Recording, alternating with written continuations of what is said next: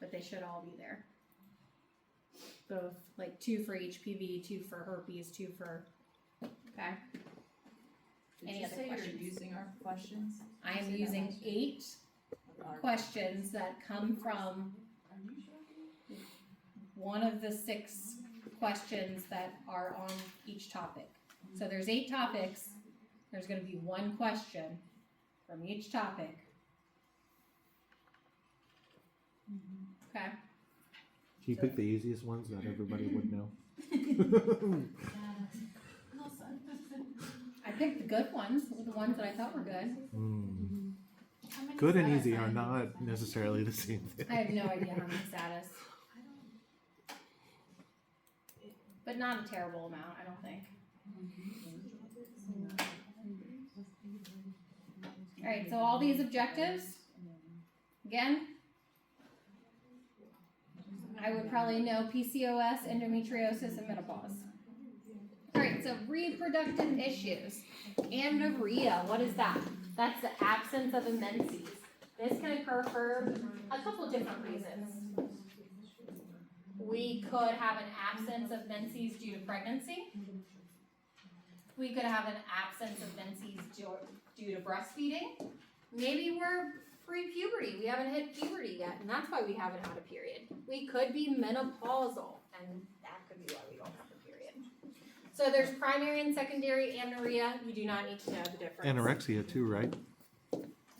Yeah, anorexia can cause that. Gymnasts, dancers, that kind of stuff.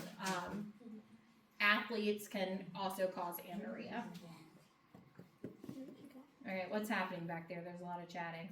The PowerPoint, Blackboard's not working or the Wi-Fi's Yeah, not mine's working. not working either. Yeah.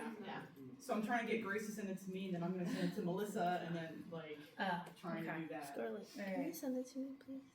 Everybody turn their AirDrop on. That's how this is working right now.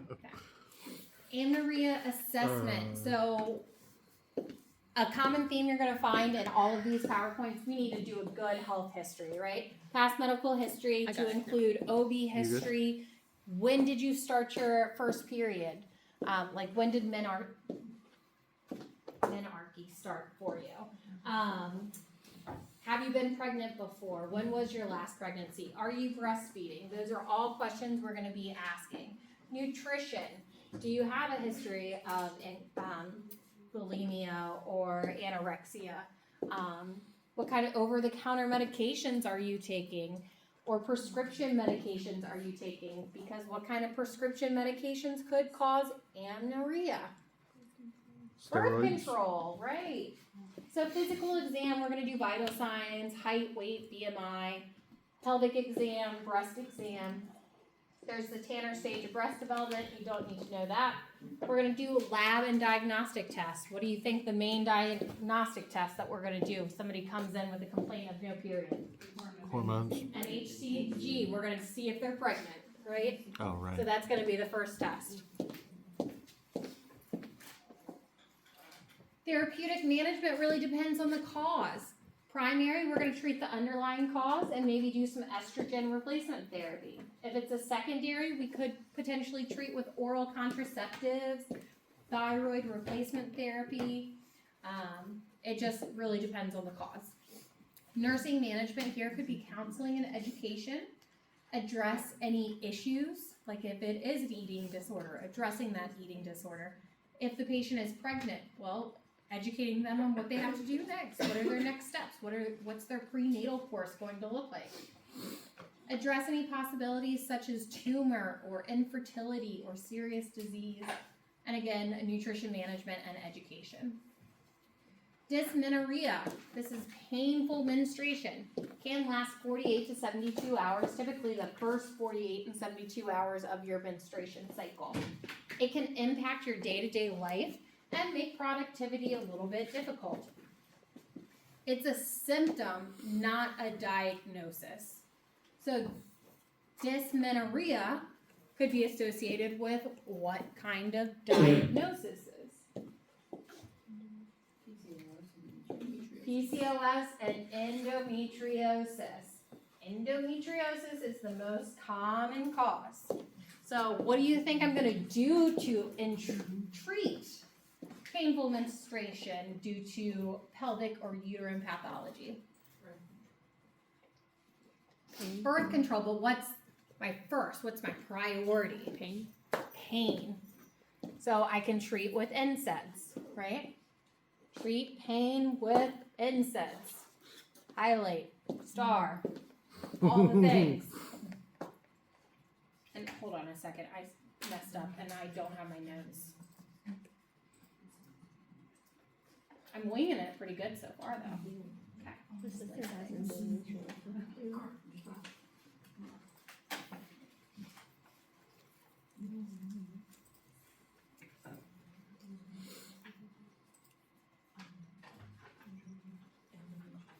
Okay, so other diagnoses that can cause painful menstruation might be that PCOS, uterine fibroids too, okay? So again, we're gonna treat with NSAIDs. And what's like the pathophysiology here behind this painful menstruation? Is it like trying to contract, but. Yeah, your uterus is trying to contract, right? And some people, that's gonna be more painful. And especially if you have endometriosis, because that's endothelial cells in places that they're not supposed to be. There's probably some adhesions. All of that's gonna contribute to the pain and not allowing that uterus to contract as well as it needs to. So here again, for an assessment, we're gonna do a really good health history, past medical histories, asking what age did your periods start, have your periods always been painful, are you sexually active, do you have pain with sexual intercourse. We wanna make sure these patients are getting pelvic exams. We might do a CBC, pregnancy test, cervical culture. We wanna rule out different diagnoses, right? Because this is not a diagnosis, it is a symptom. Again, goal, provide adequate pain relief, and we're gonna do that by giving what? NSAIDs. Great. Again, more NSAIDs here. So in addition to the NSAIDs, we can give hormonal contraceptions. We'll talk about contraceptives a little bit later. Oral contraceptives and hormonal contraceptives overall can help alleviate some of those symptoms associated with your menstrual cycle, so PMS type symptom and painful contractions. We can also give selective estrogen receptor modulators and complementary therapies. Those are going to be like additional vitamins we could take, or heat packs, or acupuncture, encouraging exercise. You know, a lot of times when women are on their period, they don't really feel like exercising, but it's one of the best things that you can do to help relieve pain. PMS. So this is recurrent physical, emotional, or behavioral symptoms. So our tissues are very sensitive to hormones in our body. With the rise and fall of estrogen and progesterone, we can have an influence on serotonin in the brain, which can cause PMS. And the severe variant of this would be PMDD. That really is PMS on steroids that really interferes with your day-to-day activity, right? It's gonna affect school, work, social aspects, and relationships. Predisposals to PMS, gonna be a psychiatric history. So maybe if you have a history of anxiety and depression, you may be more prone to having an increase in that anxiety and depression during the time of PMS. Now, the time of PMS is actually before your period even starts. So this is gonna be probably about 3 days or so before the menstruation actually starts. So this is the precursor to it.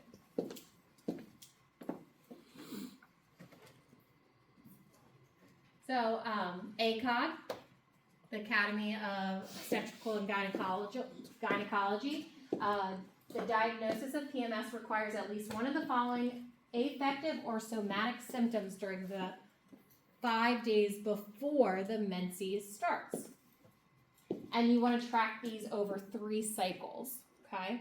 So affective would be your depression, angry outbursts, irritability, and anxiety. Somatic, breast tenderness, abdominal bloating, edema, and headache. And the symptoms are typically relieved from day 4 to 13 of menstruation cycle. So by the time you get on like the 3rd, 4th day of your menstruation cycle, you're not having these symptoms anymore. So again, they are the precursor to the period. PMS, actually, the symptoms for PMS are well over 150 different symptoms that you can have associated with PMS. And they're characterized into symptoms of anxiety, cravings, depression, hydration, and other.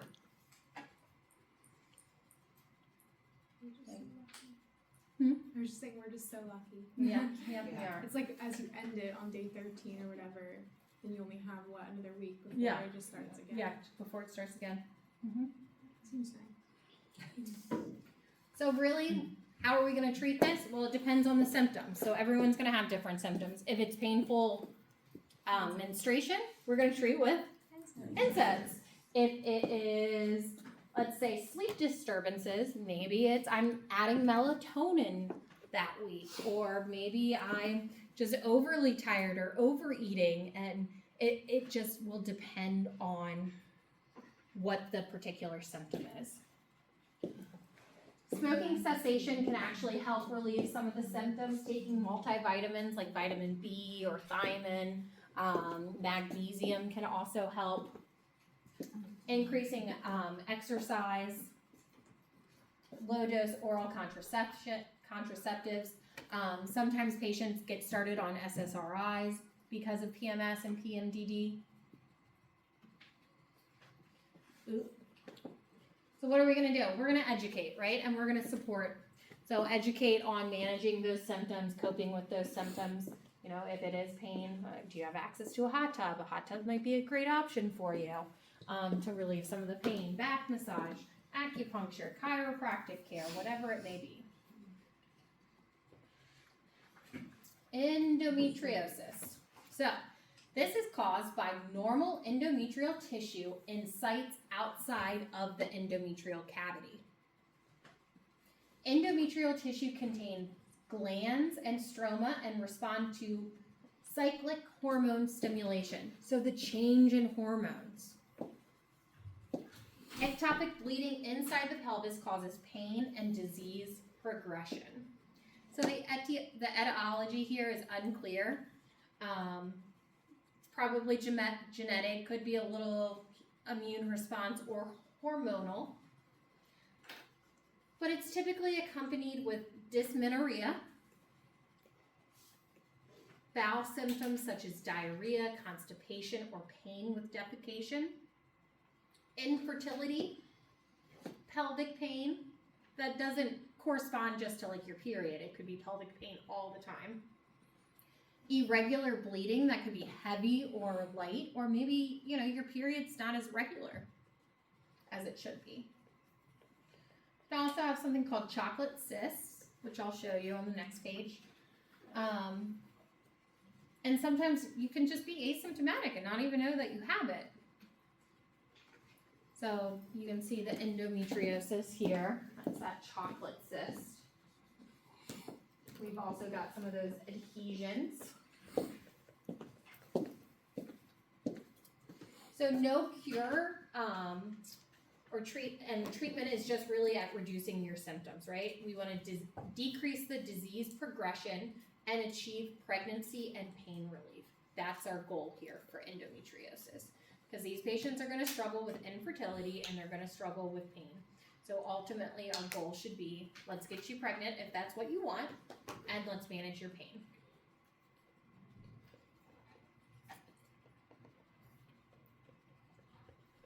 Sometimes these patients may need surgery.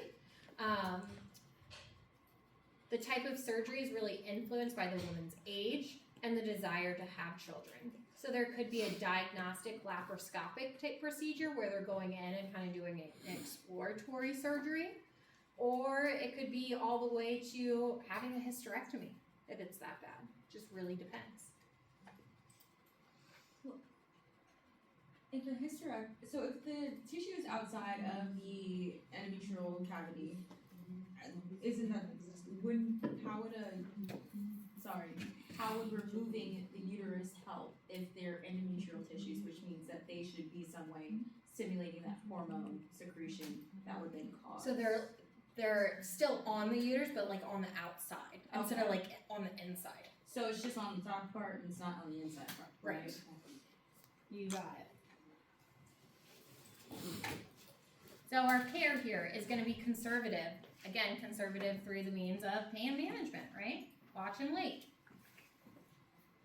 If it starts to develop into like a chronic illness where it is debilitating and you're in a great deal of pain and you're having an issue conceiving, then we're going to be exploring those surgical options. But nurses need to be able to help provide information and support and provide education, right? Here are some resources. All right, infertility. Most important thing to know about infertility is the inability to conceive after 1 year of regular sexual intercourse. So this can even include 1 year after stopping a birth control, right? So let's say I get my IUD removed, my significant other and I have been trying for well over a year, nothing's happening. That gives me the chance to go into my doctor and start to explore infertility options, testings, treatment, and stuff like that. They won't typically start doing any testing until you've reached that 1 year mark. Now, sometimes that can change depending on a patient's age. So, you know, if you're advanced maternal age, greater than 35, they may just wait that 6 month mark, right? Because the time's a ticking. Remember here, you know, there's kind of a stigma that goes along with infertility, and that's that it's the woman's problem. But it's not, right? In reality, 40% of males and 40% of females that suffer from infertility, you know, it's one or the other, and then it can actually be combined. So it could be both. It takes a big psychological, social, and emotional toll on individuals. And how it's handled is really based off religion and culture and finance too, right? Because infertility treatments are not cheap. So given the multitude of impacts infertility has on an individual, it's now classified as a disease as opposed to a disorder. So reproduction requires 1, a release of normal pre-ovulatory oocytes, a production of adequate sperm, normal transfer, and transport of the fertilized embryo to the endometrial cavity. So we could have an issue in any 4 parts there, right? So one of the steps in reproduction is inhibited in infertility. So women, problems typically are related to the egg, the anatomy, or some sort of uterine issue, whereas in men, it's related to the sperm. So for women, this could be tubal blockages, uterine fibroids, PCOS, a history of an ectopic pregnancy, immune disorders. For male, again, sperm count, which could be related to toxic exposures. It could be, what did they used to say, Mountain Dew, lower sperm count. Whitey tighties. Cannabis, you know, anything that can lower the sperm count. So I would maybe know this slide and the notes associated with this slide. I didn't include infertility earlier, but I should have. I would know infertility as well.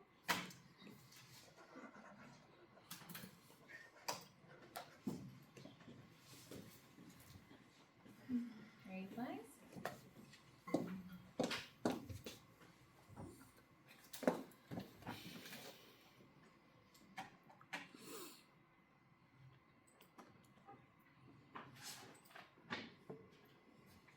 People, but is often talked about in hushed tones. All right, let's jump right in. Today, we're going to talk about something that affects millions of people, but is often talked about in hushed tones: infertility. Now, yes, it's a medical condition, but it's also so much more than that. It's a really personal and often very challenging human journey. So let's get into it. I want to start with this number because it really sets the stage. 1 in 6. Just let that sink in for a second. That's how many people worldwide will experience infertility at some point. So this isn't some rare fringe issue we're talking about. It's an incredibly common part of the human experience. And this quote just gets right to the heart of it, because behind that huge statistic, it's all about individual people and their stories. It shows us that this journey isn't just a physical one. It can put a strain on literally every part of your life. Your relationships, your emotions, your finances, the whole shebang. Okay, so to really get a handle on this journey, we've got to start with the basics. What are we even talking about when we say the word infertility? Let's get a clear definition. So, medically speaking, it all comes down to a time frame. The official benchmark is trying for a year without becoming pregnant. Now, that window can be shorter, say 6 months, if you're a woman over 35, because age is a factor. But the key takeaway is that it's defined by a consistent period of actively trying. All right, so once you hit that mark, what happens next? Well, that's when the diagnostic journey really kicks off. And it's so important to frame this not as what's wrong, but more like, let's gather some information. It's all about finding answers, not placing blame. And here's something that is absolutely critical to understand. This is a team sport. It is never about just one person. A lot of the time, factors from both partners play a role. So right from the get-go, the investigation involves everyone, together. So where do doctors usually start? Well, a lot of the time, it's with a semen analysis. And it makes perfect sense because it's a simple, non-invasive test that gives them a ton of useful information. They're looking at things like, how many sperm there are, how well they swim, that's called motility, and even their shape. It's like finding the first big piece of the puzzle. So these initial tests are all about connecting the dots. This is the part of the process where specialists really start to dig in and try to figure out the why behind the challenges. Whoa, okay, take a look at this. This chart tells a huge story. See that massive slice? We're talking 65 to 80%. That's defects in spermatogenesis, which is just a technical way of saying there's an issue with making the sperm in the first place. Sperm production is this unbelievably complex process, so it kind of makes sense that it's where things most often go off track. It is the #1 cause by a long shot. Now, for the female partner, the investigation follows a really logical path. You can think of it like a 3-point checklist. First up, ovarian function. Are eggs actually being released on a regular basis? Second, are the pathways clear? We're talking about the fallopian tubes. Is anything blocking the way? And third, is the uterus a healthy and welcoming environment for an embryo to implant? It's all about checking each stage of the process, step by step. So once you start to get some answers about the why, the next big question is, okay, so what can we do about it? And that's where we get into the really hopeful part, the different treatment options. And they run the gamut from really simple changes all the way to high-tech procedures. And you might be surprised that the journey doesn't always start with complex medical stuff. Nope. Often, the first line of defense is looking at the fundamentals. It's actually amazing, but in some cases, a small weight loss of just 5 or 10% can be enough to get ovulation started again. The same goes for addressing things like smoking, alcohol, and stress. These basics can make a huge difference. But what if those lifestyle changes aren't quite enough? Well, then medication is often the next step up. Here we're comparing 2 of the most common oral meds that help with ovulation. They both have the same goal, to stimulate egg growth, but they go about it in slightly different ways. And here's a really key difference. Letrozole generally has a lower chance of leading to a multiple pregnancy, like twins or triplets, which can be higher risk. That can be a pretty big deal for a lot of people. Next up is a procedure called IUI. The easiest way to think about it is like giving the sperm a helpful head start, or a VIP pass. The sperm is specially prepared and concentrated, and then placed directly into the uterus. So it gets to bypass a lot of the journey and gets much closer to where fertilization needs to happen. And yeah, this is very often done along with those ovulation meds we just talked about. But what happens when those initial treatments don't work? What's next? Well, this is where we start looking at the more advanced technologies and also other really meaningful ways people build their families. And that brings us to a term you'll hear a lot, ART. It stands for Assisted Reproductive Technology. It's basically an umbrella term for any fertility treatment where both the eggs and the embryos are handled in a lab outside of the body. It really represents a major leap in what's medically possible. Now, the most famous type of ART is, of course, IVF, in vitro fertilization. It can sound super intimidating, but when you break it down like this, it's really a clear 4-step process.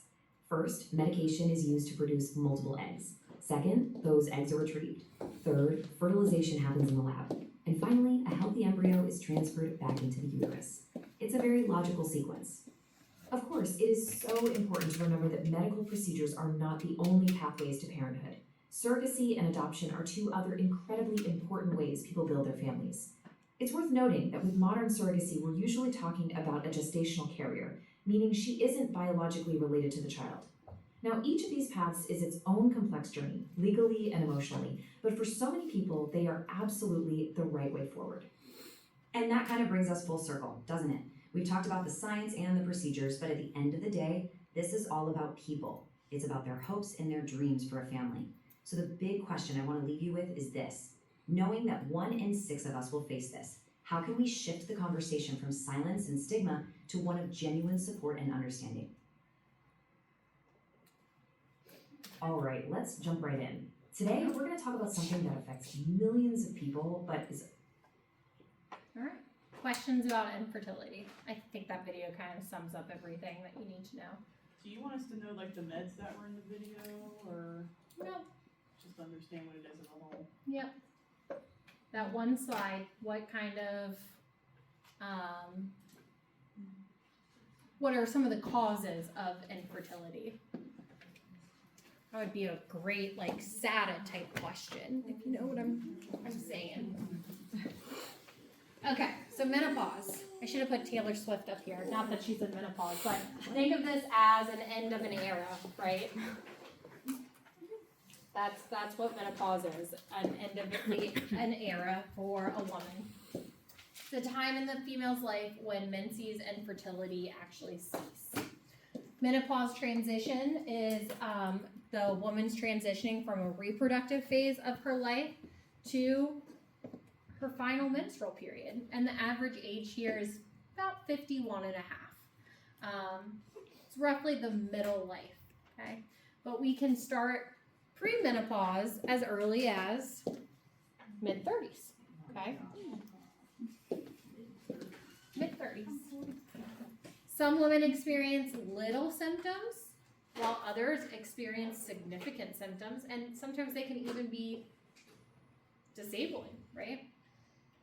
Yeah. Can certain medications like birth control push you into early menopause? They actually can help with menopausal symptoms. Yeah.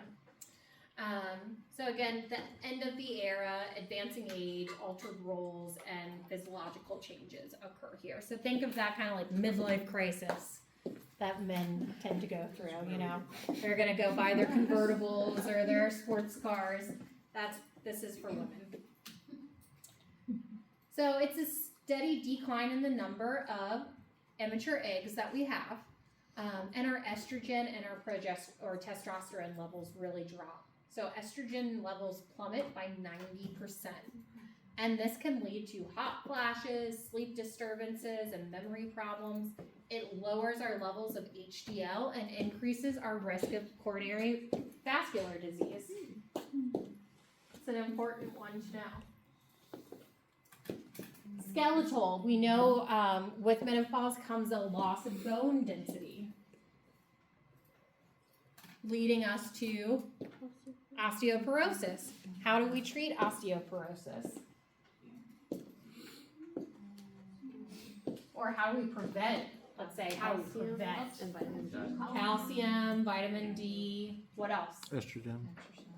Exercise, right? Like load-bearing exercises, so weightlifting, for instance, can help. And what is that doing? That's decreasing our risk for fractures. We also have breast changes, so our ducts in our breasts are actually changing over to fatty type tissues. Vaginal dryness, stress incontinence, painful urination. Skin becomes dry and thin due to a decrease in collagen levels. Our body shapes start to change. We start to hold on to more fat.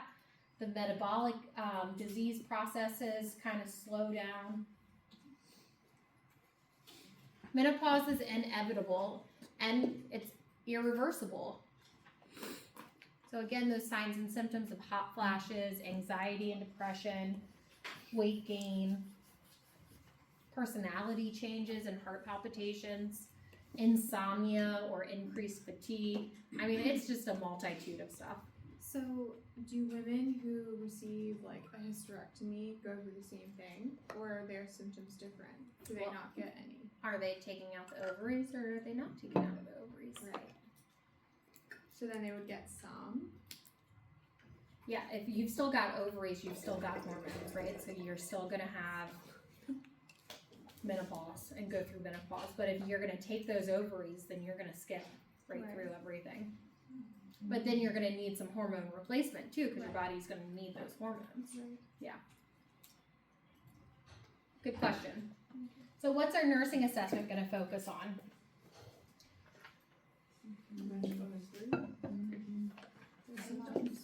Symptoms, managing those symptoms, right? We're gonna screen for osteoporosis and coronary vascular disease.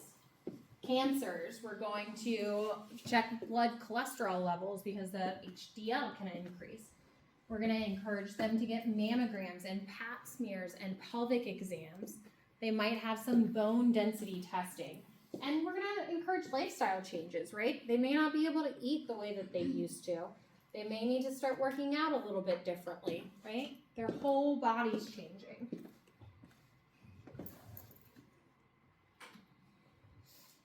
So management, CNS symptoms, really managing those hot flashes. What are you gonna do? Decrease room temperature, maybe dress in layers so you can easily remove layers.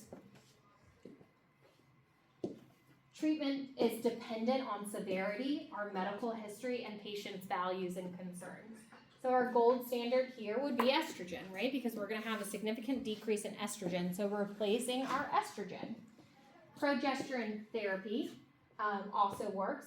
Maybe adding in an SSRI or sleep medication, and again, lifestyle medications.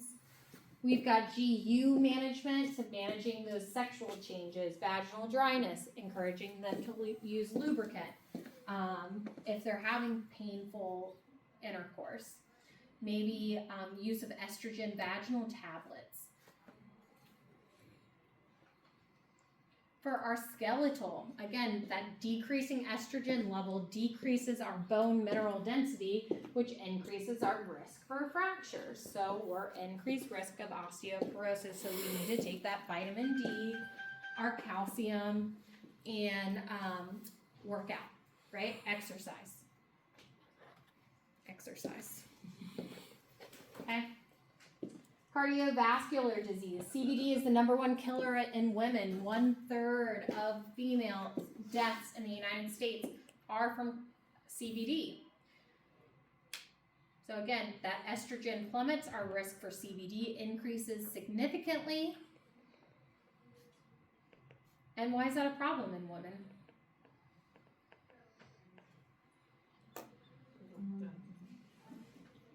Right? Heart attack. And what do we know that's different between women and men when they suffer a heart attack?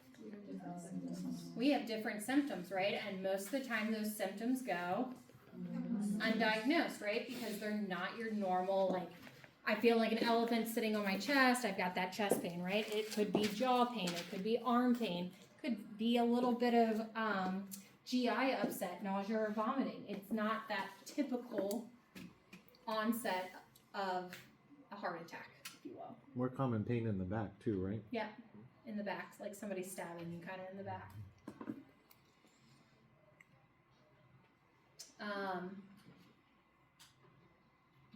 Okay, moving on. Menopausal management. Again, we've talked about that regular exercise. Breast and pelvic disorders. So we've got pelvic organ prolapse. You can have prolapse of anything in your pelvis. This is your bladder, your rectum, your small intestines, your uterus. Has anyone ever seen a uterine prolapse? Yeah, it looks like a water balloon falling out of the vagina.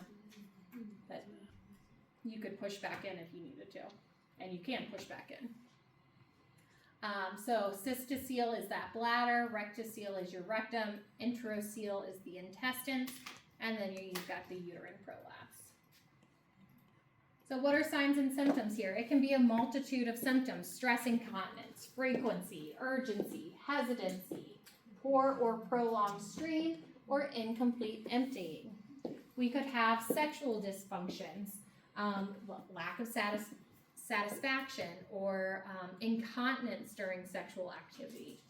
We can have bowel symptoms, so difficulty having a bowel movement, or incontinence, or urgency, or feeling like incomplete evacuation.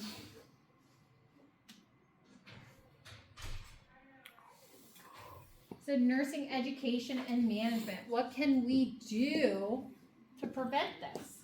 Well, we can encourage weight loss, minimize constipation, so by incorporating maybe a stool softener into our regimen, abdominal support, no smoking.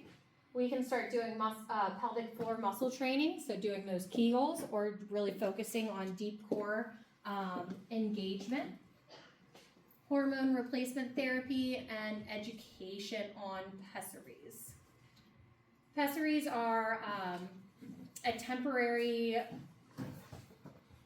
device that you can insert into the vaginal canal to kind of like hold things up. So complications here are pressure necrosis and development of fistulas. Pressure necrosis, kind of think about like an internal pressure ulcer. So this device is sitting there putting pressure on your posterior vaginal wall and your anterior like rectal wall, and it could cause like a pressure type injury. We want to educate our patients to report discomforts of difficulty with urination or defecation, follow up to check positioning, common side effects, use lubricant to insert, and these are actually removed twice a week to clean with soap and water and then replaced. So with pelvic organ prolapse, a lot of times these patients complain of the feeling of something in their vagina, right? Like they're having pressure or pain, or like something is just in there that needs to come out, are the type of symptoms that they may complain about. And if a patient comes into the office complaining of pelvic pain or pressure, what's one of the first things you need to do? Pee? Look at it, right? So how are you going to look at it? A pelvic exam. So these patients are going to need a pelvic exam, okay? So if they're complaining of pelvic pain or pressure, they need a pelvic exam. Yes? The ring pessary, it says on the slides to remove twice a week, weekly with soap and water, so the patient moves it themselves. And then replaces. Yep. You got it. So how do they know where, if it's in the right spot? Feel. And, you know, if something's not kind of bulging out, like they're inserting it. And, you know, the doctor is helping them with it the first couple of times, but after they've had it for a while and they've inserted it a few times, they'll just kind of know.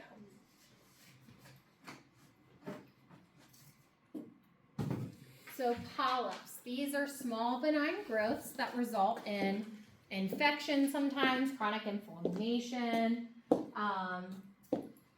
congestion of vessels in the cervix, which could lead to what? Congestion of vessels in the cervix.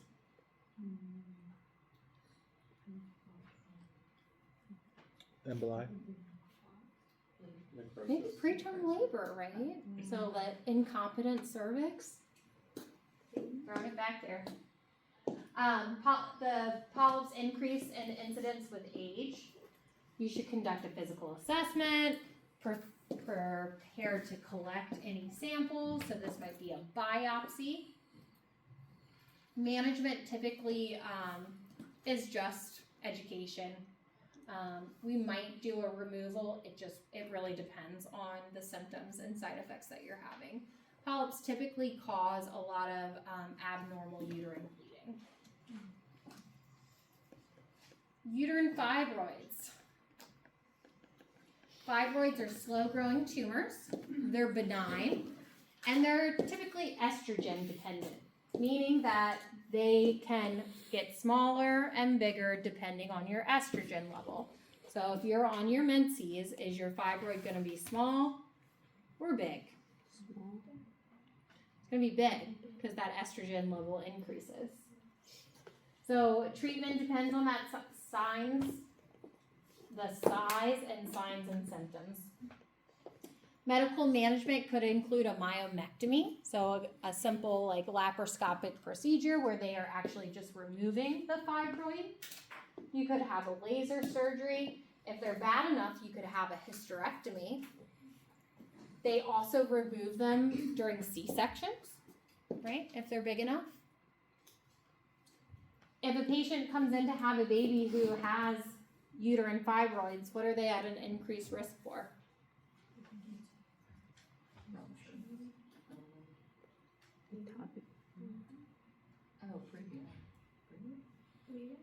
Bleeding. They're at an increased risk for postpartum hemorrhage with uterine fibroids. So our clinical manifestation typically include chronic pelvic or lower back pain, sciatic pain, pelvic heaviness, that feeling of being bloated or constipated. These patients may have had an increase in miscarriage or infertility, urinary problems, and anemia.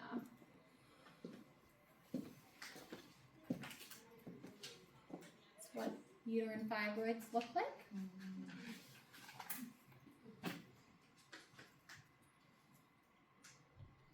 So here, we want to manage pain, control that pain. We can also give oral contraceptives. Those are going to help ease that heavy bleeding a lot of times.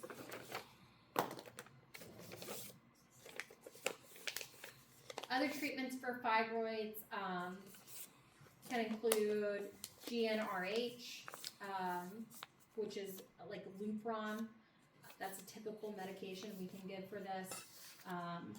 You don't really need to know too much about Lupron. Menopause actually helps fibroids get smaller, and that's what Lupron is essentially doing. It's going to mimic a menopausal type state. So you're going to have a lot of the same side effects as you would with menopause. So that's one of those discussions that patients are going to have with their provider. Like, do the risks outweigh the benefits? Are these like genetic, or it can just kind of happen to anybody? They can kind of just happen to anybody. Yeah. Are there any like big risk factors to getting fibroids, or again just random like?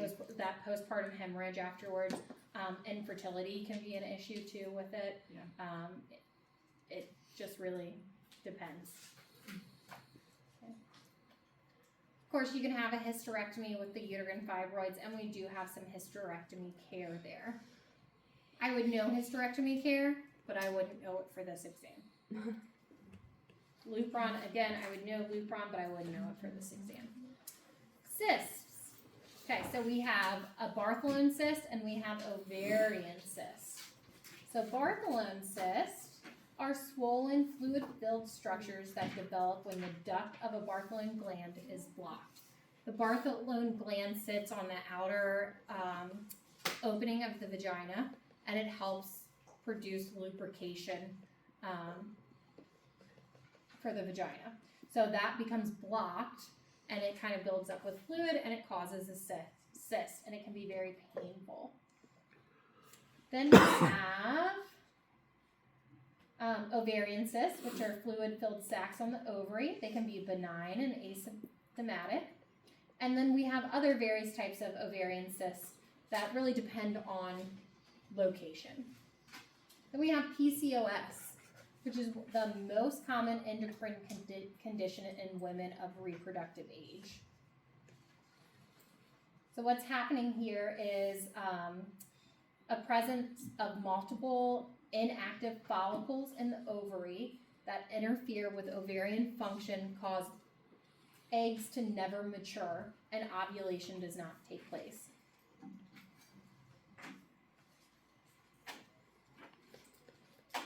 Which leads us into PCOS. So again, multiple cysts on the ovary, one of the major causes of infertility. If you have PCOS, you're also at an increased risk for growing uterine fibroids and depression.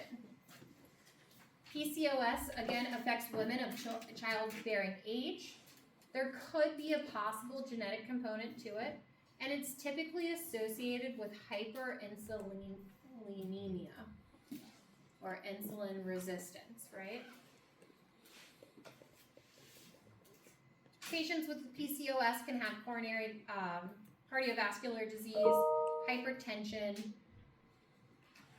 diabetes type 2, cancer of the reproductive tract and breast.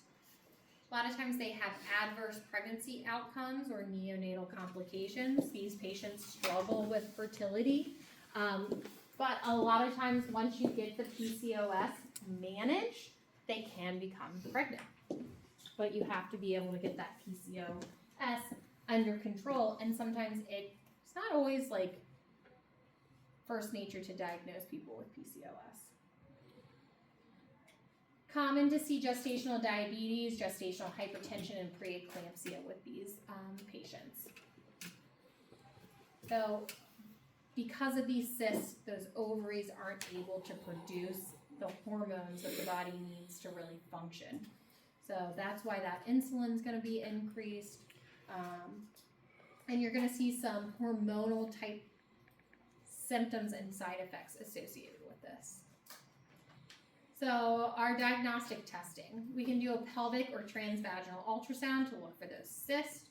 We're going to do a pregnancy test, and then we're going to do a lot of lab work, and we're going to see a lot of different changes in our lab work, but I want you to really focus on glucose and A1C. In most cases, you're going to see an elevated glucose or A1C. And you're also potentially going to see an increase in estrogen.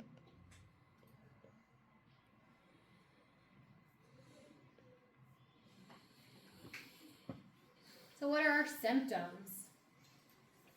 We're going to assess our patient for hair loss. So these patients are typically going to lose hair on their head, but then they're going to have abnormal hair growth in areas that they typically wouldn't. So like maybe growing facial hair or nipple hair or an increase in back hair. Deepening of a voice, increased muscle mass, breast atrophy, acne, depression, anxiety, eating disorder. So you can see here we've got an array of kind of hormonal type symptoms.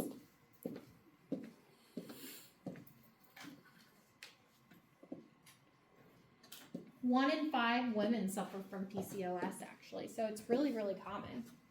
And we can manage it with oral contraception. We can manage it by maintaining a healthy weight. Sometimes these patients can, just like that video said, they can lose 5 to 10 pounds and the PCOS symptoms really resolve, and then they can get pregnant.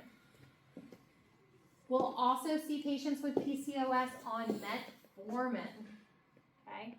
So let's say somebody's struggling with infertility, they go in and see their OB and they get diagnosed with PCOS.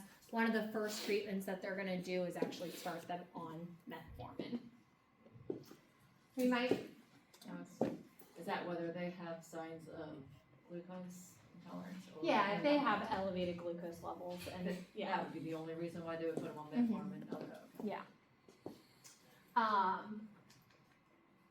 Clomid to treat infertility. We might see some statins for hyperlipidemia as well.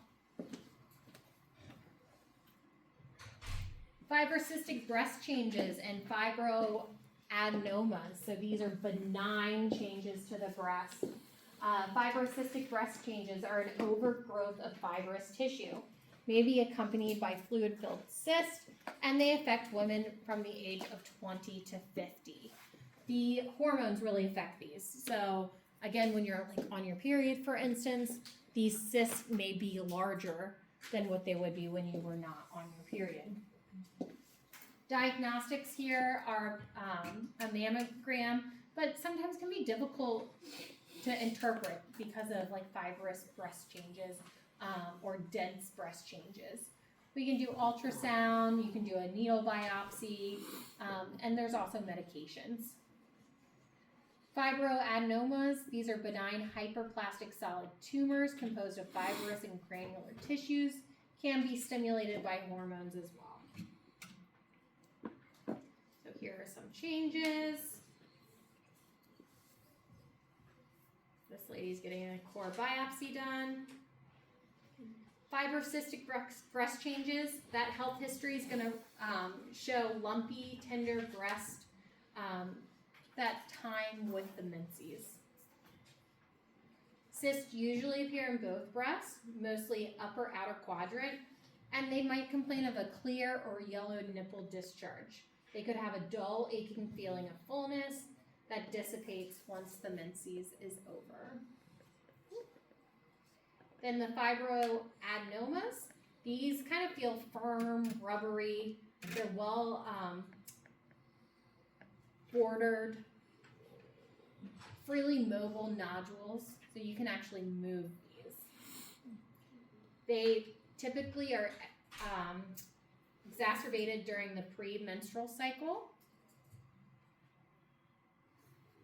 exacerbated by pregnancy and breastfeeding, and you may or may not have tenderness.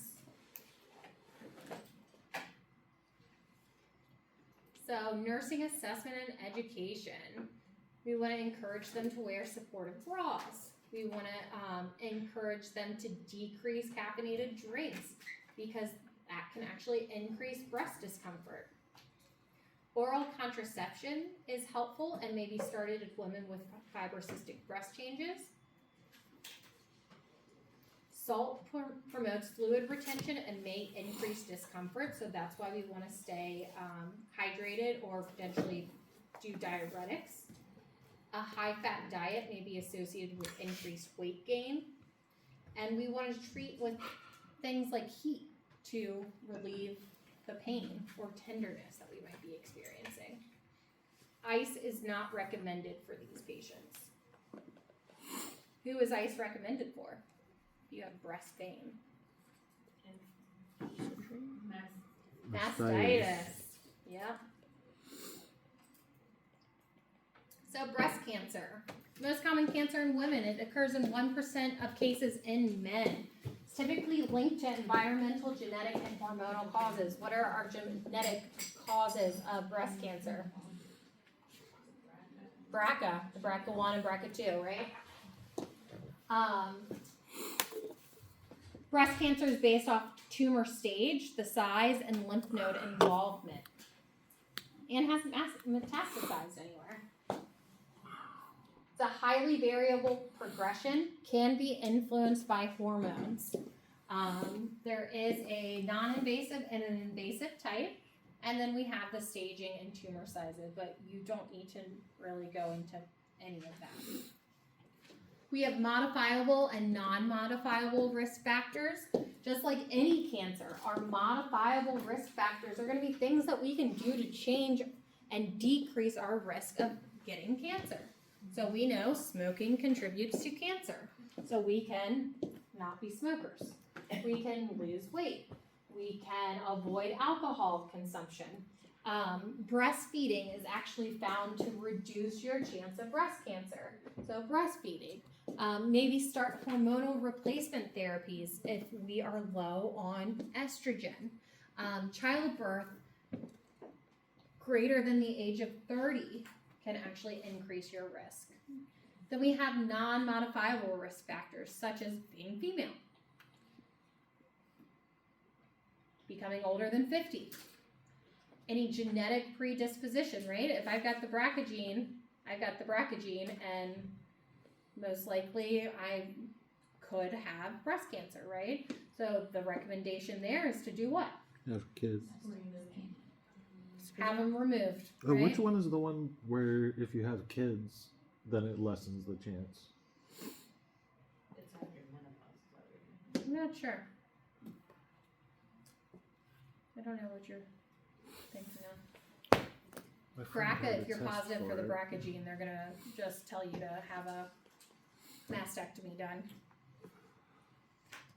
Certain race and ethnicity.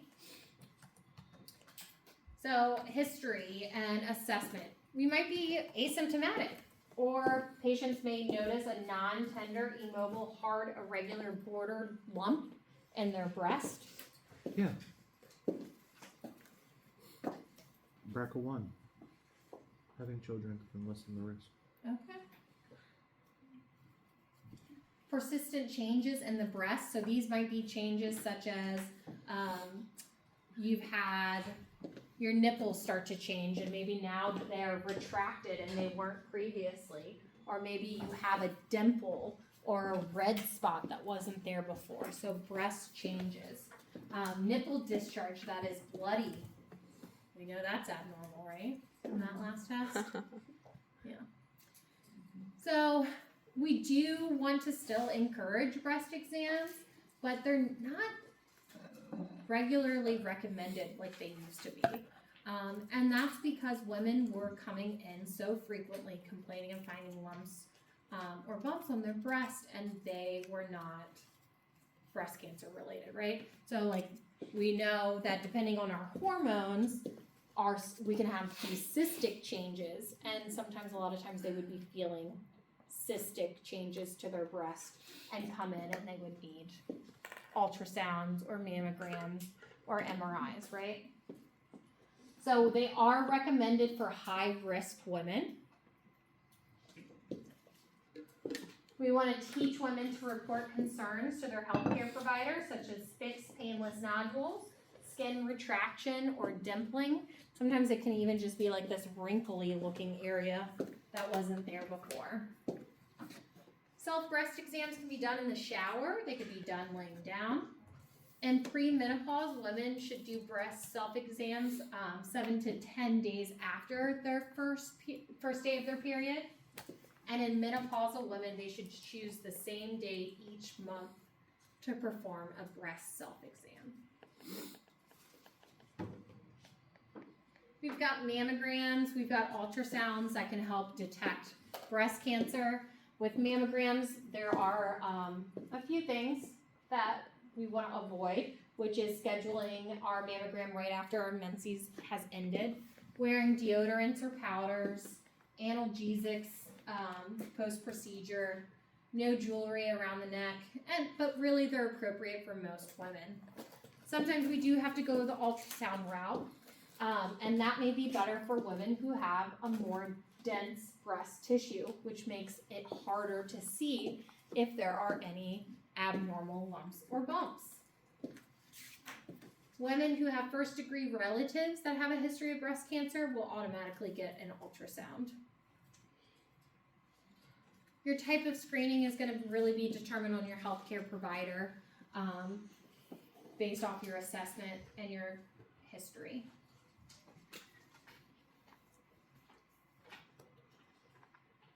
We can also do a fine needle or core needle biopsy to biopsy any cyst or fibroid changes in the breast.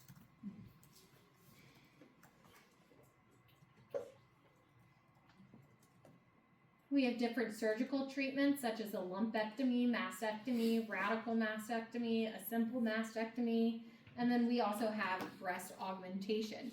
Because after you've had a mastectomy, a lot of patients decide to have an augmentation done, right? So they'll have breast implants placed. These can usually be combined with radiation therapy, brachytherapy, immunotherapy, chemotherapy, and hormonal therapy. So what are some potential nursing diagnoses that may go along with breast cancer treatments? Therapeutic communication. Therapeutic communication, okay. Isn't one like we don't do blood pressures on the arm that had a mastectomy or lumpectomy? If they've had that lymph node removed, right? Yeah. Mm-hmm. Monitoring for infection. Monitoring for infection, especially if they've had lymph node removal. What else? Self-image. Self-image. That's exactly what I was looking for. Self-image is a big one with this, right? So when you think of female, typically that includes breast tissue, right? And that's having that taken away. It's almost kind of the same as like a menopausal type situation, right? We're talking about that end of an era almost, right? So women decide to have that breast augmentation done. And sometimes that can include nipple tattooing, okay? Because that nipple will be removed, and when they do that augmentation, they're not putting a fake nipple in there, right? So women will go and get nipple tattoos done. It was ovarian cancer. Mm-hmm. That's what I was thinking of. Oh, okay. What's that one screening where they squish your boob? Mammogram. Mammogram. Oh, the mammogram. Yeah, that's the mammogram. That's where you're stepping up to the camera and it's like pancake Yeah. your boob. Yes.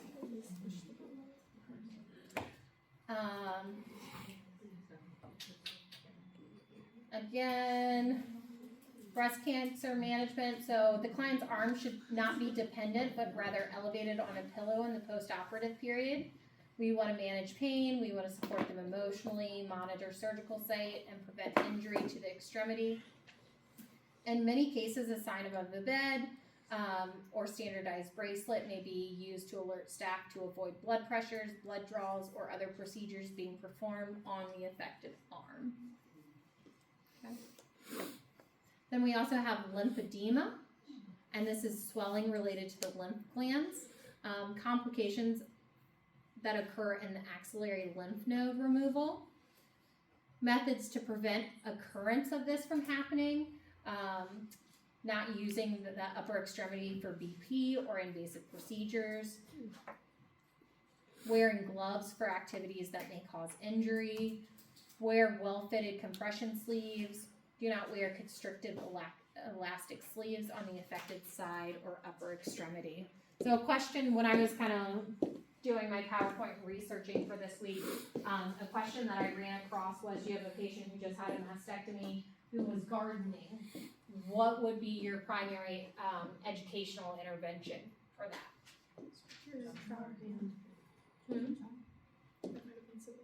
I don't know. Would you switch which hand you're gardening? Like Wear gloves. traveling? Say it louder. Wear gloves. Wear gloves. Wear gardening gloves, right? So you don't cut yourself and get any dirt or anything in that cut. Then that could travel up to that lymph node. You've had that lymph node removed, so your immune response isn't going to be the same, right? So you're at that increased risk for infection at that point. So thinking about that kind of stuff, you might come across those type of questions, very much so like for the NCLEX. Not for my exam, but that's like an NCLEX style question where you'd be like, gardening and wearing gloves, what, like, I don't know this. But now you do. Ovarian cancer most often affects older women.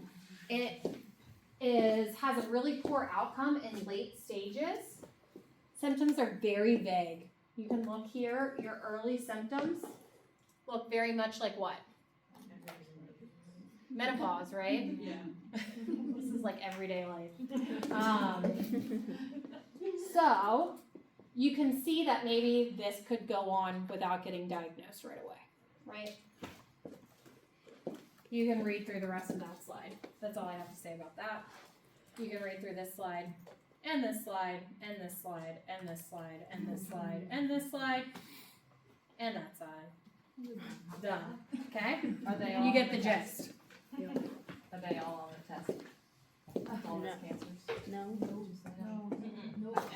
If I zipped through it, Okay. I probably wouldn't pay much attention to it. Yeah. You need to know it, but if I zipped through it, I would you see that? probably know endometriosis, PCOS, infertility, and menopause. The STI, those didn't get uploaded. Me fall asleep. Yeah, they're only for one. Lies. there.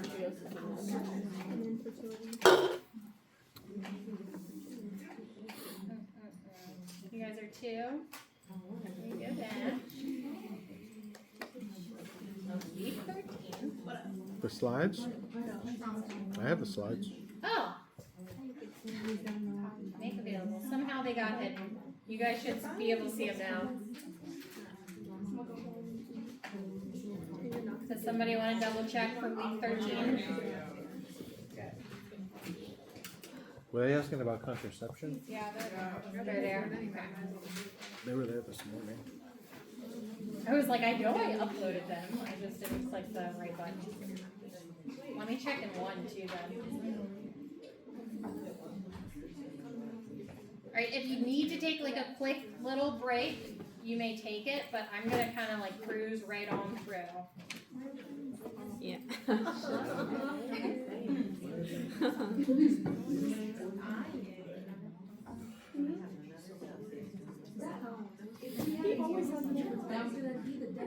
I mean, I would know some information. Yeah. It's an assisted screenshots of this like after Facebook. And I said maybe your regular bullies from the elementary was just not closer. 1 plus 1 is equal to 4. And it's for the 4 vegetables that your partner's messing with. So I was like, you should go to the doctor and get it checked out or something. He's like, And I say you them. You know, trying to figure out Sorry.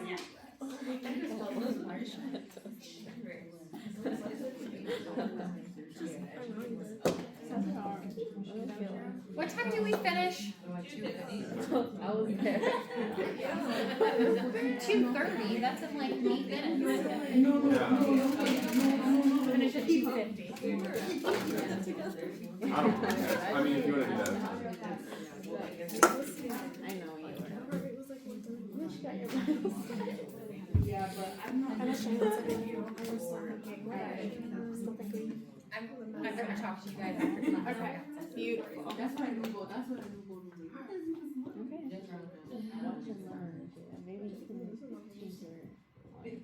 Alright, so I'm gonna go ahead and play this video for you. I'm gonna find my remote.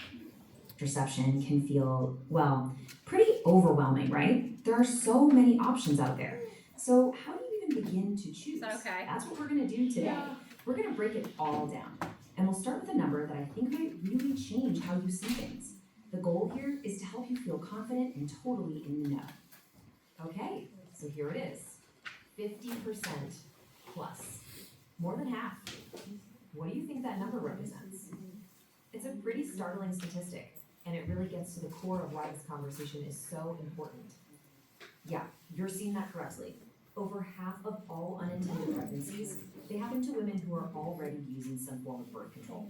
Now look, that's not meant to scare anyone, but it points to something absolutely critical we need to talk about. The huge difference between perfect use, like lab conditions perfect, and typical use, which is, real life. Nailing down that difference is how you find a method that actually works for you. Alright, so to really get a handle on this, we need a map, right? A roadmap. We're gonna break down all the choices into just a few big categories so it's not so overwhelming. And basically, everything fits into one of these 5 buckets. You've got behavioral methods, barrier methods, hormonal ones, then the long-acting reversible contraceptives, or LARCs, and finally, permanent methods. We're gonna tackle each one. Okay, first up, behavioral and barrier methods. These are the kinds of methods that depend on you doing something right around the time of sex, either through your actions or by using a physical block. And this right here is the perfect example of that perfect versus typical use thing we just talked about. On one side, you have withdrawal, also called the pull-out method. Sure, it costs nothing, but look at that typical failure rate, 27%. That's because it relies 100% on perfect timing and self-control. But then you look at something like a male condom. It's a physical barrier, right? It takes some of that human error out of the equation, and boom, the failure rate drops like a rock. It just goes to show how big of a difference the method itself can make. And it's not just condoms. There are other physical barriers too. You've got the diaphragm and the cervical cap, which are basically little domes that cover the cervix. You have to use those with spermicide. Then there's the vaginal sponge, which is kind of an all-in-one. because it already has spermicide in it, and it can work for up to a full day. The bottom line for all of these, they physically block sperm from getting where it wants to go. Okay, so we're moving on from physical blocks now and into body chemistry. This is a totally different approach. We're talking about hormonal methods, which work from the inside out to stop a pregnancy before it can even begin. And you've probably heard of a bunch of these, right? The pill, the patch, the ring. It sounds like a ton of different things, but here's the key. Think of them all as one big family. They might look different on the outside, but they all share the same basic principle. And that core idea, it's all about suppressing ovulation. It's actually pretty straightforward. The hormones basically send a message to your ovaries that says, hey, take the month off. No need to release an egg. And if there's no egg, well, sperm has nothing to fertilize. So instead of playing defense, it's all about proactive prevention. So this is where that family concept really comes in handy. It's all about how you want to get those hormones delivered.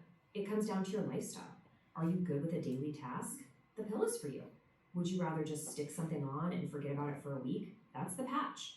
Only want to deal with it once a month? Hello, ring. And if you want to stretch it out even further, you can get a shot every 12 weeks. It's all about finding the rhythm that works for your life. Okay, this is super important. With any medication, you have to know the warning signs. For these combined hormonal methods, there's a really easy way to remember them. The acronym ACHES. That stands for severe abdominal pain, chest pain, headaches, eye problems like blurry vision, and severe leg pain. If you experience any of those, you need to call your doctor right away. Seriously, this is something everyone on these methods should know. All right, let's talk about the heavy hitters. We're moving into the most effective categories out there, what a lot of people call the set it and forget it options. These are for anyone who just does not want to have to remember their birth control all the time. And this chart, wow, it says it all. Remember how we said the pill has about a 9% failure rate in typical real-world use? Now look at the implant or an IUD. The failure rate is less than 1%. That is a massive difference. This is what happens when you almost completely remove the chance for human error. The effectiveness just goes through the roof.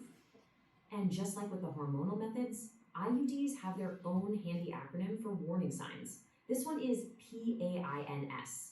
It's a way for you to check in with your body. It stands for period being late or abnormal bleeding, abdominal pain, infection exposure, not feeling well like you have a fever or chills, and finally, the string feeling like it's missing, shorter, or longer. Knowing these things is so empowering because it puts you in control of your own health. And finally, for people who are absolutely sure they're done having kids or don't want them in the future, there are permanent options. For women, that's a tubal ligation, where the fallopian tubes are sealed off so an egg can't pass through. For men, it's a vasectomy, which involves cutting the tubes that carry sperm. One really important thing to note is that after a vasectomy, you have to get a follow-up test to make sure it worked and you're officially sterile. Okay, wow, we have covered a ton of information. We've gone through all the what's, but now for maybe the most important part, the how. How do you actually pick one? The key is you don't do it in a vacuum. It's a conversation, a partnership with your doctor. And that's really what it all boils down to.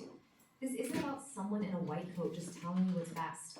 The most successful choice happens when you are in the driver's seat, when you and your partner, if you have one, are part of the decision-making process.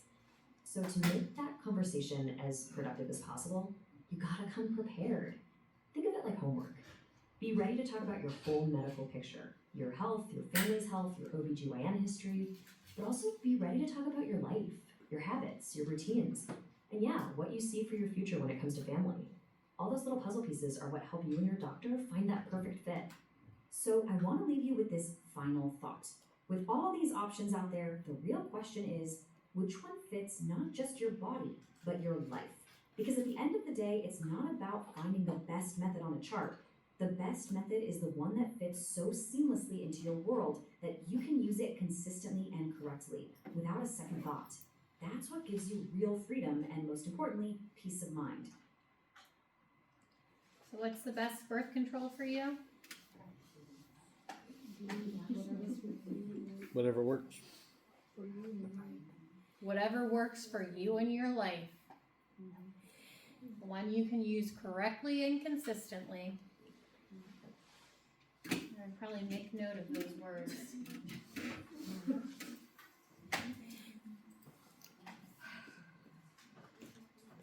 Okay, get Alright, we're gonna fly through contraception. And I've got some show and tells for you.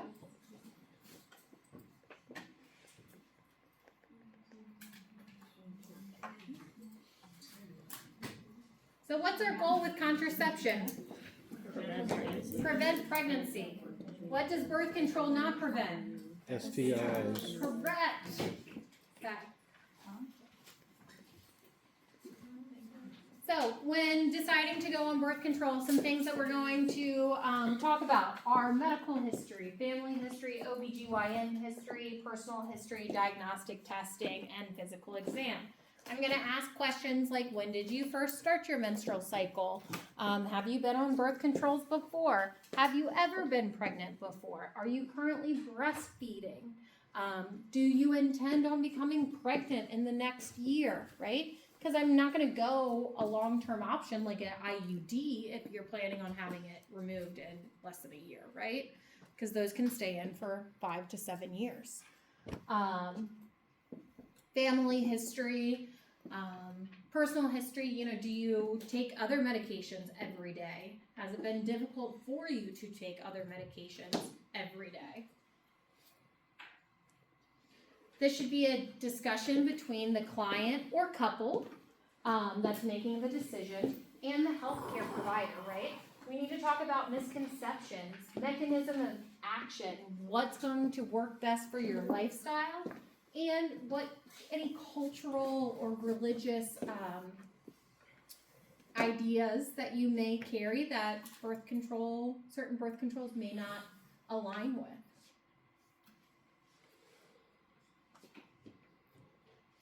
So we've got contraceptive methods. We've got reversible methods, which obviously the number one method is. Then we have the coitus interruptus. Does anyone know what that is? The pull-out method, yep. Fertility awareness method, so natural family planning, barrier methods, hormonal methods. We have permanent methods, and those are going to be our tubal ligation and vasectomy. So fertility awareness, this is when a woman is really in tune with her fertility and her ovulation cycle. Ideally, someone who's pretty consistent on a 28 to 30 day cycle, and they can really tell when their period's going to come, right? So there are classes that can educate you on this. There are no side effects with this, and it is acceptable in most religions, okay? So this all comes down to knowing eggs can live for 1 to 3 days, and sperm can live up to 5 days after intercourse.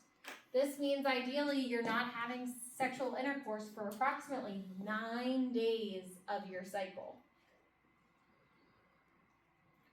People who follow fertility awareness also tend to check their temps daily because their basal thermal rate actually increases during periods of fertility, and they check their cervical mucus daily. So you'll see an increase in cervical mucus when you are ovulating.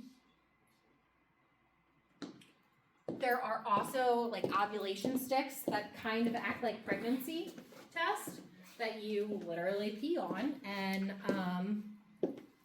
will tell you if you're ovulating. There's also cycle beads. So your red bead here is the first day of your period, and then you count from your first day of your last period to the white pills or white beads. The white beads are the days that you are ovulating. Okay, so those are the days you wouldn't want to have intercourse. And then the brown days are days that you are not fertile. So you've got this little ring, and you can move the ring around. Okay, so Shanika called this a fertility rosary. Oh, hold on, I've got the little booklet that goes with that. If you're interested in really reading about the cycle beads, here's your little booklet. you guys can pass that around. So some couples use fertility awareness method with the timing of the coitus when not seeking pregnancy. So the coitus, it costs nothing, has a 27% failure rate. Both partners must agree, puts the male in control of the situation, and the female must trust the male's judgment to have self-control, right? I also did not create this PowerPoint, by the way. So, It's in the next- ATI book too. Huh? I said it's in the ATI book too. I was surprised. Is it? Mm-hmm.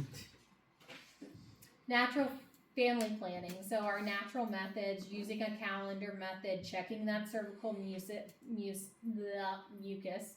basal body temperature method. We kind of talked about those. The cycle beads. So again, that red bead marks the first day of your menstrual cycle. White beads are your likely fertile days. Brown beads are the days when pregnancy is unlikely. Big thing with these, it's intended for women who have cycles lasting 26 to 32 days. So you need kind of a regular cycle. Male contraceptives, this is going to be a condom. Remember, these are one-time use. You want to leave a space at the tip of the condom and remove any air. Why?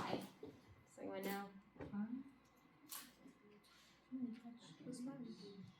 So it doesn't fall off? So if it does have air in it, that's going to increase the friction and it could cause a rip or a tear in the condom. So pass the condoms around. Most condoms are water-based. Lubricants already on them. Then we have a female condom. I do not have a female condom, but essentially it looks similar to a male condom, but it gets inserted into the vagina. Inserted by the woman or the partner into the vagina. It can be inserted up to 8 hours before love making. Again, I did not make this PowerPoint. Single use, safe for latex allergies. So it goes inside the vagina and kind of acts like an internal condom. You're welcome. That's crazy. I feel like we're in middle school. I know. So then we have spermicides. These are a chemical barrier that works in reducing the number of sperm. They're going to kill the sperm. You need to insert these 30 minutes prior to sexual intercourse, and they have about a 20% to 50% failure rate. Yeah. So basically, you're safer doing the pull-out method. Oh my god! Then we have diaphragms. Diaphragms are very much like an internal condom, except they're smaller. The diaphragms are going to go around the cervical opening and kind of cup it like a menstrual cup, almost, kind of, in a way, too. So the device, you can fill the device with spermicide, right? So it's actually going to go like that. Your like Microbiome? pH and whatnot. It could be, yeah. That's so weird. Yeah. So you'll fill it with spermicide, insert prior to sex, and leave in place afterwards. The key to this is leaving it in place afterwards. Risk factors for this is it can become dislodged. You could have toxic shock syndrome. You may need to get refitted for your diaphragm after birth because of the size changes. And it protects from cervical cancer, apparently, minimally, but does require instructions for use. You want to leave it in place, I think, for a couple of hours afterwards. Yeah. Has anybody else not seen condoms before? There is that. Then we have cervical caps, which are very similar to the diaphragm. It's just a cap. Again, used with spermicide, 24% failure rate, can become dislodged. Again, toxic shock syndrome. Most of these have no STI protection, right? The only thing that is protecting from STIs are condoms. Insert prior to sex and leave in place afterwards. And it's actually must remain in place for at least 6 hours and no more than 48 hours. There's an increased risk for toxic shock, high failure rate, and it's reusable for up to 2 years. Then we have a vaginal sponge. A vaginal sponge actually contains spermicide already. Vaginal sponge protects up to 24 hours no matter how many times intercourse occurs. So you can use it for 24 hours. Must be left in place 6 hours after the last act. Do not leave in longer than 30 hours due to toxic shock syndrome. It's like a little strawberry shortcake thing. Oh, it's like It does. So vaginal sponges tend to work better in women who've never been pregnant, and they're about 80% effective. Oh, so I was just about to Google. Then we have oral contraception. So we have combined, or we have patches, rings, injectables, and then we have progesterone only. These are also called like the mini pills. A lot of times they'll start you on a mini pill or progestin only pill right after you've had childbirth. Progestin only birth control also includes the IUD and depot shot and the implant. Yes. What we need to know based on all these PowerPoint? What we need to focus for the exam? Everything? We'll get there. I said some key points. Okay. I can't spoon feed everything to you. I'm just curious. What I'm pretty sure the contraception questions are going to be the easiest questions on the exam. I So, was curious, like, what we need to focus. combined hormonal contraception, again with the pills. You're going to take them every single day, same time of day for them to be most effective. Then you have your placebo pills, which are your period week. You can skip those if you choose, and to skip your period. Pass birth control around. So who should not take oral contraception? People who want to get pregnant. And people who smoke. We don't want to give it to people who smoke. Why? increased risk of clots. Increase your risk for DVT. Cannot be used in women with uncontrolled hypertension also. This helps really regulate things. It can help reduce menopausal type symptoms. It can help reduce PMS symptoms. It can help reduce that painful menstruation. But there is typically a monthly cost associated with this. Now, some oral pills with the introduction of Obamacare actually became covered. Insurance had to cover. You do see when you're working for religious organizations, so just for future reference, depending on where you want to work, like let's say you go to Holy Cross or you go to Shady Grove, birth control options may not be covered, and they don't have to be because of their religious organizations. So when you're looking into where you're working, things to consider. Now, Holy Cross and Shady Grove have fantastic infertility treatment benefits, so it's one of those like options that you have to weigh. Is it true that now oral contraceptives are sold like over the counter? They are actually sold over the counter. That I was in CVS, I was like, is that Yep. birth control? It's like, Yeah. right there. Yep, Costco has. You can get the you can get a 3-month pack at Costco. Interesting. Yeah. Without prescription. That's just over the counter. Over Like, the you counter don't have birth to have a control. prescription You don't have to for have a prescription. We could get into like a deep conversation about this, and I don't want to get into a deep like political based conversation, right? But think about the changes to abortion, right? Yeah. So in some states, it's really hard to get an abortion if you choose that. Some kids or teenagers may be sexually active and not want to talk to their parents about starting birth control. So now they can go and buy birth control, right? Do you need a dose for that? Or would it just be like It's whatever the over-the-counter, like whatever that particular dose is. I think so. Yeah.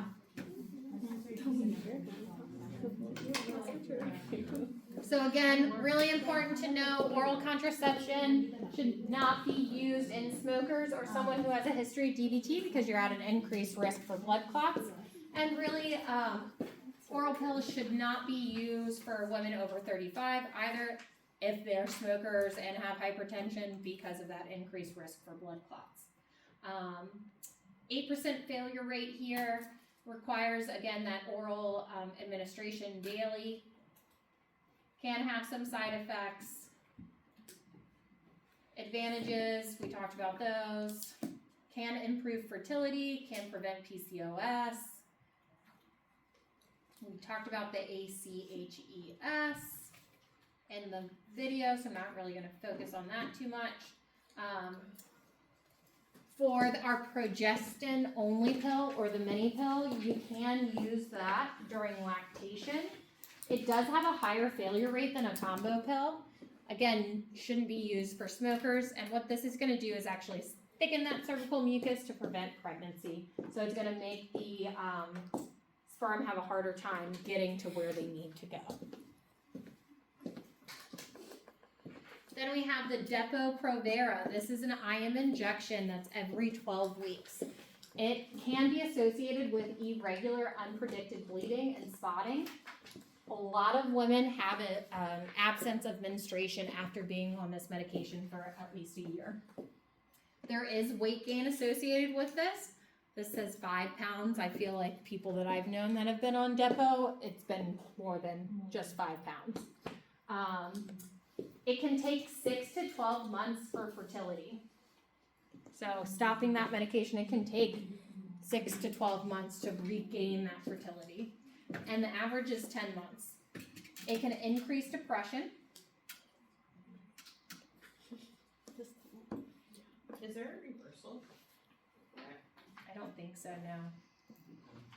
no. Depo does have a black box warning, and that is for bone mineral density. So this injection may actually cause the loss of bone density. Women don't reach peak bone mass until age 15 to 30. And what are they doing during that time frame? Probably taking birth control, right? So that can prevent us from meeting our peak bone mass. Then we haven't met our peak bone mass because we've been on Depo, and we hit menopause, and then we're osteoporosis, right? So it can be really bad. So for Depo, you don't want to take it for a significant amount of time.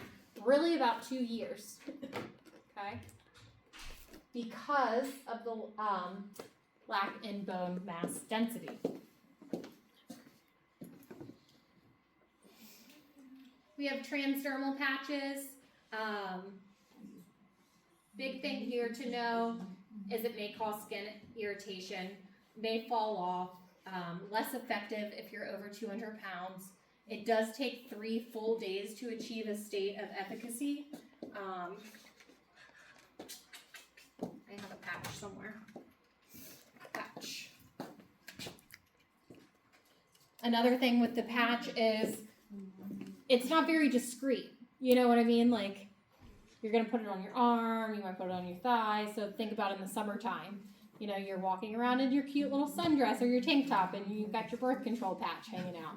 And then people might say, oh, what's that? And then you have to explain to them that it's your birth control. So that's another downside of it.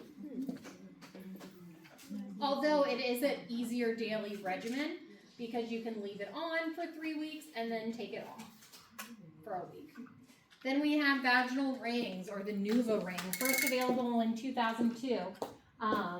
It has a better efficacy rate actually than oral. It is inserted into the vagina. It is left there. It can go in anywhere. It doesn't have to sit in a particular place.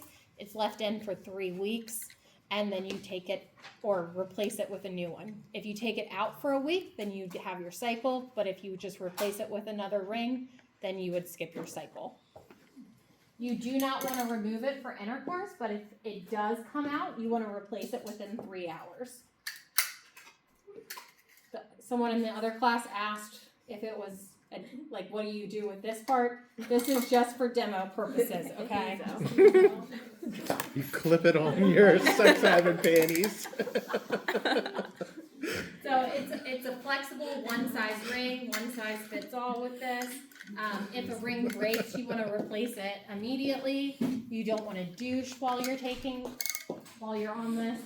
And it eliminates that need to take a daily pill, but it does the same thing. Then we have the implant. The implant can last up to 3 years. It's a flexible little rubber rod that you can feel underneath your skin. Typically, it's placed in your arm. It can dislodge though and move about the body. It can go into your lungs and cause like PE symptoms. Mm-hmm. Yeah. Yeah.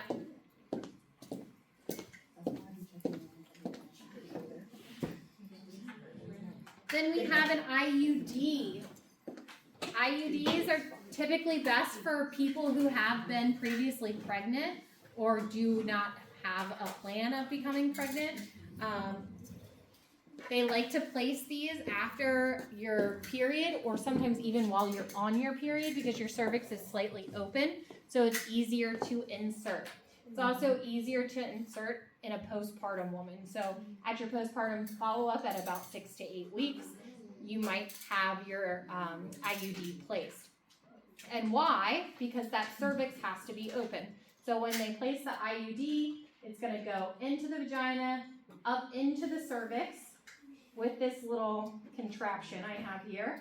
I'm going to pull it back, and that IUD gets placed. Okay? I then would leave a little part of the string attached to the IUD, and it's actually the woman's responsibility once a month to check to make sure the strings are in place. Because if you can't find the strings, what does that mean? It's probably not there, and these can dislodge and move as well. And can you get pregnant with an IUD? Yes. Oh yes, you can get pregnant. We had one 2 weeks ago, 3 weeks ago. What? At the hospital during clinicals, the patient had an IUD or got pregnant with an IUD in, and then no one ever found the IUD. And that could cause an issue later on down the road. You know, it just disappeared. It probably fell out. just never came. It could have fallen out before she got pregnant. It could still be in there somewhere. And if it is, that could cause. Yeah. Could they not do an X-ray and see if it was in there? Well, she's pregnant, right? Well, yeah, she was, but not anymore. You could, but if it's not causing any issues or problems, there's really no point. If it can cause issues or problems down the line, I think I would want that something going out of there. Yeah. But so let's say you got pregnant with an IUD, what would you be at a risk for? That's like saying, oh, you don't have cancer, so you can You keep could smoking. be at risk for an ectopic, but what else? Bleeding. Bleeding. Infection. If it's already God, I there hate in the your fucking cervix, medical wouldn't apparatus your of this mucus plug country. wouldn't form properly, probably. Your mucus infection, premature rupture of membranes. Potentially premature rupture of membranes. Uterine perp too. Perforation. Typically IUDs can be hormonal or non-hormonal. They can stay in for 5 to 7 years depending on the type of medication that it is in it. Medicated IUDs loaded with either copper or progesterone agents. But again, there's some IUDs that don't have any medication in them. They are contraindicated for patients with fibroids, cancers, multiple sexual partners, and history of pelvic inflammatory disease. Again, big thing here, no STD protection, and you want to check for those strings. You want to have a normal pap within the last year. It does require that office procedure for insertion and removal. So that's looking, you can see the IUD in there, and then that's your cervix that it's going to go through. The pains is the period bleed, abdominal pain, infection exposure, not feeling well, and string length. Talked about the barrier methods. Emergency contraception, Plan B. This is over-the-counter emergency medication that interrupts or inhibits the egg from releasing. So it'll inhibit the egg from releasing after unprotected sex. It will not do anything for a pregnancy that's already come about, right? So you can't take this to try and make yourself miscarry or anything like that. Then we have tubal ligation and a vasectomy. Tubal ligation is a sterilization for women. We call this tying the tubes, but we really don't even tie the tubes anymore. They actually go in and take a segment of the fallopian tube, cut that out, and then cauterize the end, so there's zero connection, right? When they used to tie or clip the tubes, you could reverse that, and it wasn't really 100%. And it also set you up for an increased risk of ovarian and uterine cancers. So by removing the fallopian tube, and we're tying and cutting it or cauterizing it, you're at a lower risk. Vasectomy, these are considered permanent but can be reversed. We're going to cut into that the vasa differentia, and just make a cut and seal it off as well. Pre-op here for those patients, no aspirin or ibuprofen. Typically they're going to be off work for 2 to 7 days. They should avoid heavy lifting. Use ice such as frozen peas for 48 hours. Yeah, stitches dissolve in 1 week and they're ready to go after that. Do they have to go and get a test like a sperm? Oh yeah, thank you. With a vasectomy, they should actually they call it empty the tank. You want to empty the tank after a vasectomy, so ideally that's 20-ish ejaculations, and then you would go back in for testing to assure that you have no living sperm at that point. Vasectomies can fail. I have a friend who had a failed vasectomy, so he's had to have a second one. So yeah, they can fail, and that's why it's so important to go back and get your sperm tested, because they can fail. No aspirin or NSAID